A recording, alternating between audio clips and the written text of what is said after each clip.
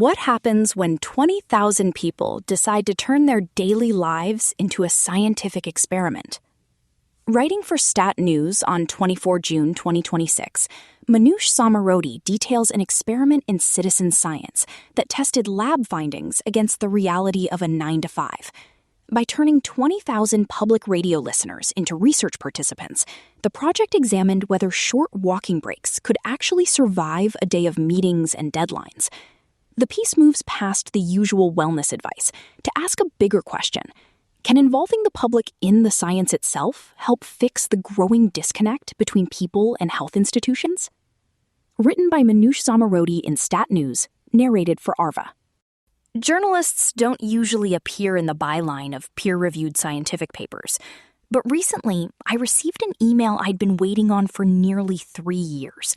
A prestigious journal had accepted the findings from a study I helped lead with more than 20,000 participants across all 50 states.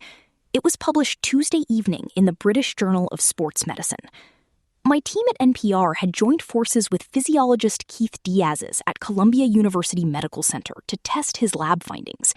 Specifically, we invited people to try taking movement breaks every 30 minutes, every hour, or every 2 hours. Our goal was to test whether short walking breaks, which have been shown to offset some of the damage of our sedentary, screen-bound lives, were actually feasible out in the real world. You'd assume the news here are the data, and I'll get to those. But there's another important finding as well. At a moment when Americans don't trust health institutions, when wellness has metastasized into a multi-billion-dollar global industry of unverified promises, and when U.S. healthcare spending continues to roll toward $5 trillion a year, perhaps the most underused intervention we have is the public itself. This project started in 2023, when I, a tech journalist and mom of 2, spending most of my days glued to my laptop and a phone fueled by coffee, felt exhausted. For years, I'd heard and reported on the mental health effects of screen time, but this felt very physical to me, and I wanted to understand the root biological causes. When we say sitting is the new smoking, what does that actually mean anatomically? And is it getting worse? I soon learned that sitting for most of the day, Keith and I estimate that the average American sits for the equivalent of 187 days per year, slows blood flow and muscle stimulation, increases blood glucose levels and blood pressure, starves the brain of oxygen, and quietly drains our focus and energy. Not good. Most of us desk workers chalk up this wired and tired feeling to age, stress, or lack of discipline. Could this be the fix I was looking for? I knew after 2 decades of reporting on tech not to trust the internet's endless wellness hacks. So after I heard my NPR colleague Allison Aubrey report on Keith's lab research, I picked up the phone and called him instead. What Keith had pinned down was unusual for its precision. Walking just 5 minutes every half hour during long periods of sitting at a slow 2 miles per hour reduced blood sugar spikes after eating by roughly 60% and also slashed blood pressure. In his lab, the effect on metabolic and cardiovascular markers was comparable to a diabetes patient starting medication and exercising 5 days a week, 30 minutes a day, for 6 months. He shocked me by also explaining with a sad smile that the damage of sitting accumulates whether or not you go to the gym. A 6 a.m. spin class does not undo the 9-to-5. Now he had discovered an antidote, but he sounded a bit defeated about it. Sure, the dose was clear, he said, but the prescription was impossible. He doubted anyone living a modern life with meetings, deadlines, kids, and responsibilities could manage taking a 5-minute walk every half hour.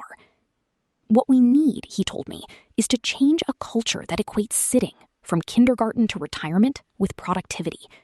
And that seemed impossible to him. But why not try? I propose that we attempt that culture shift on a smaller scale, by using public radio's reach to recruit test subjects and Columbia's protocols to measure their experience. He agreed to give it a go.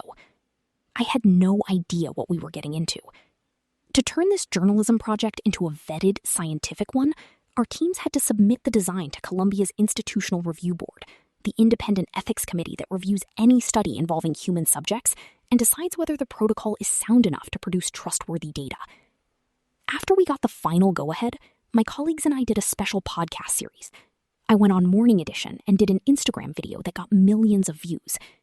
Within hours of launch, Columbia's servers crashed. Teachers, lawyers, software engineers, retirees, caregivers, physicians, nurses, business owners, and others signed up.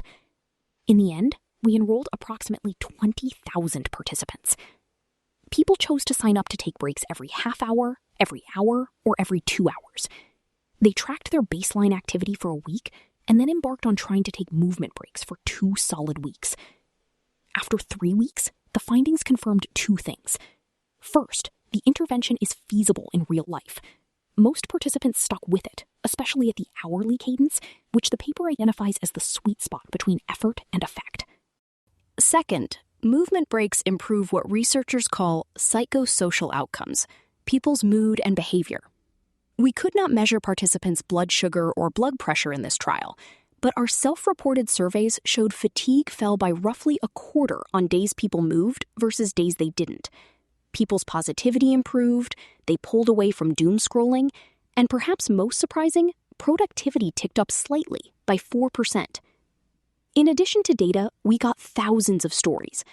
One came from Jae-Young Kim, a high school English teacher who, over 15 years in the classroom, had seen her students become less engaged and have more social-emotional issues.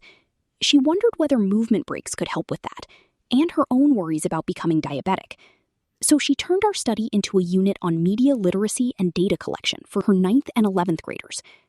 During the project, the class debated how to make the 6 minutes between periods a movement break. They ultimately decided to walk laps around the building.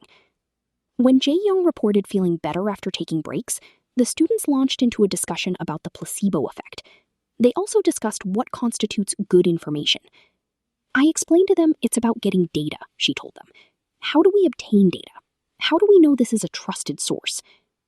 Jae-Young used a real IRB-approved study to teach an entire class to think like scientists, to interrogate sources, design their own small experiments, and notice the placebo effect at work in their own bodies. That is the kind of inoculation against misinformation we are not currently giving young Americans at any scale. But her earlier observation about how her students had changed over the years is worth pausing on too. The dominant explanation for the documented rise in adolescent anxiety and depression is that smartphones and social media are the culprits. After 3 years spent learning how our sedentary, screen-bound days affect our bodies, I keep wondering if we've been looking at half the picture. Young people attached to their devices for hours at a stretch are largely still. Could movement breaks help teens with their screens? Maybe this hypothesis is worth testing, and exactly the kind of question a generation of citizen-trained students could help answer, rather than banning devices from schools without doing any studies with students first.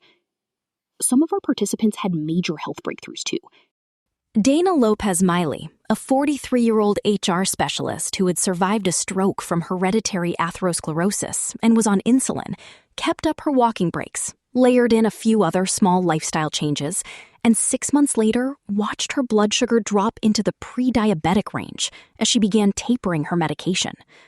A 20,000-person self-directed trial won't replace double-blind drug studies, but our paper shows that tens of thousands of ordinary Americans, given the invitation, will volunteer to be part of the scientific process. They want to feel better and are willing to help scientists figure out in non-invasive, real-world ways they can. As our peer-reviewed paper states, movement breaks are a feasible public health strategy for reducing the harms of prolonged sitting. It's also evidence that with the right structure, Americans will roll up their sleeves, do the science, and trust the result because they helped find it. Manoush Zomorodi is the author of Body Electric, The Hidden Health Costs of the Digital Age and New Science to Reclaim Your Well-Being, and host of NPR's TED Radio Hour. She writes a Substack called Manoush Minutes,